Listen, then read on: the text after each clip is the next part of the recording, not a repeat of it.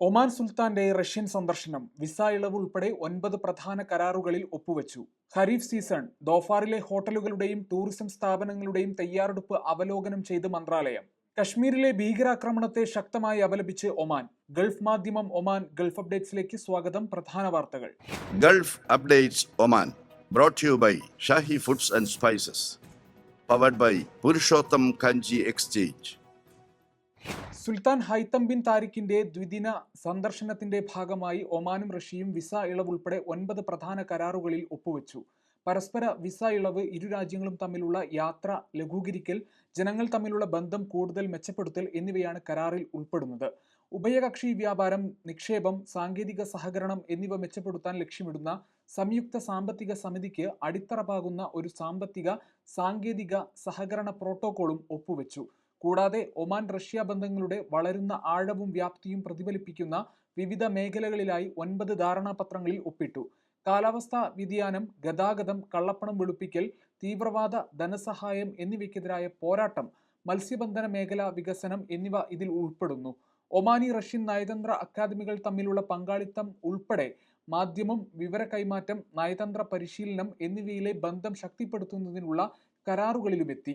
Russian പ്രസിഡന്റുമായി സുൽത്താൻ Haitham ഉഭയകക്ഷി ചർച്ചകൾ നടത്തി. മോസ്കോയിലെ ക്രെംലിൻ കൊട്ടാരത്തിലായിരുന്നു കൂടിക്കാഴ്ച. സന്ദർശനത്തിന് മുന്നോടിയായി വികസിപ്പിച്ചെടുത്ത കരാറുകളുടെ ഒരു പാക്കേജ് അതുവഴി ഉഭയകക്ഷി ആശയവിനിമയങ്ങൾ പുരോഗമിക്കുന്നുണ്ടെന്ന് അദ്ദേഹം പറഞ്ഞു. കഴിഞ്ഞ കാലയളവിൽ ഇരു രാജ്യങ്ങളും തമ്മിൽ ശക്തവും നല്ലതുമായ ബന്ധം കെട്ടിപ്പടുക്കുന്നതിലാണ് റഷ്യൻ പ്രസിഡന്റുമായുള്ള ചർച്ചകൾ ശ്രദ്ധ കേന്ദ്രീകരിച്ചതെന്ന് സുൽത്താൻ വിശദമാക്കി.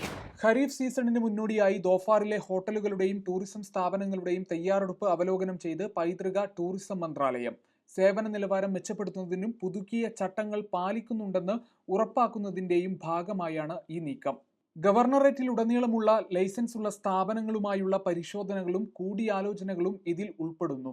സലാലയിലെ അൽ ബലീദ് ആർക്കിയോളജിക്കൽ പാർക്കിൽ ശില്പശാല നടന്നു. വരാനിരിക്കുന്ന സീസണിലേക്കുള്ള മന്ത്രാലയത്തിന്റെ പ്രതീക്ഷകളെയും മറ്റും കുറിച്ച് ടൂറിസം ഓപ്പറേറ്റർമാരെ വിശദീകരിച്ചു.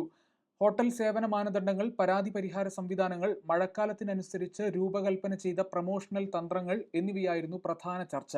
സന്ദർശക പരാതികൾ കൈകാര്യം ചെയ്യുന്നതിനും ടൂറിസവുമായി ബന്ധപ്പെട്ട അന്വേഷണങ്ങൾക്ക് മറുപടി നൽകുന്നതിനുമായി രൂപകൽപ്പന ചെയ്തിട്ടുള്ള ഡിജിറ്റൽ സംവിധാനമായ തജാവു പ്ലാറ്റ്ഫോമിനെക്കുറിച്ചും പരിചയപ്പെടുത്തി. സേവന നിലവാരം ഉയർത്തിപ്പിടിക്കുന്നതിനുള്ള മന്ത്രാലയത്തിന്റെ നിരന്തരമായ ശ്രമങ്ങളുടെ ഭാഗമായാണ് ശില്പശാലയെന്ന് ദോഫാറിലെ പൈതൃക tourism director general Khalid bin Abdullah al Abri പറഞ്ഞു. ജമ്മു കാശ്മീരിലെ പഹൽഗാമിൽ വിനോദസഞ്ചാരികളെ ലക്ഷ്യമാക്കി നടന്ന ഭീകരാക്രമണത്തെ ഒമാൻ ശക്തമായി അപലപിച്ചു. എല്ലാത്തരം ആക്രമണങ്ങളെയും ഭീകരതയെയും അവയുടെ കാരണങ്ങളും ഉദ്ദേശങ്ങളും പരിഗണിക്കാതെ തള്ളുന്നതിൽ ഉറച്ച നിലപാടാണ് ഒമാന്റേത്. അതിനിടെ ഭീകരാക്രമണത്തിൽ കുറ്റവാളികളെ കണ്ടെത്താൻ ഇന്ത്യയെ സഹായിക്കുമെന്ന് സൗദി അറിയിച്ചു. ചൊവ്വാഴ്ച ജിദ്ദയിൽ നടന്ന കൂടിക്കാഴ്ചയിൽ പ്രധാനമന്ത്രി നരേന്ദ്രമോദിയും കിരീടാവകാശി മുഹമ്മദ് ബിൻ സൽമാനും പഹൽഗാമിലെ ഭീകരാക്രമണത്തെക്കുറിച്ച് ചർച്ച ചെയ്തിരുന്നു. ഗൾഫ് അപ്ഡേറ്റ്സ് പൂർണ്ണമാകുന്നു. പ്രവാസ ലോകത്തെ വാർത്തകളും വിശേഷങ്ങളുമായി വീണ്ടും കാണാം. ഗൾഫ് അപ്ഡേറ്റ്സ് നിങ്ങളുടെ വാട്സാപ്പിൽ ലഭിക്കുന്നതിന് നിങ്ങളുടെ പേരും സ്ഥലവും 96201150 എന്ന നമ്പറിലേക്ക് വാട്സാപ്പ് മെസ്സേജ് അയക്കൂ. Gulf updates Oman brought to you by Shahi foods and spices, powered by Purushottam Kanji exchange.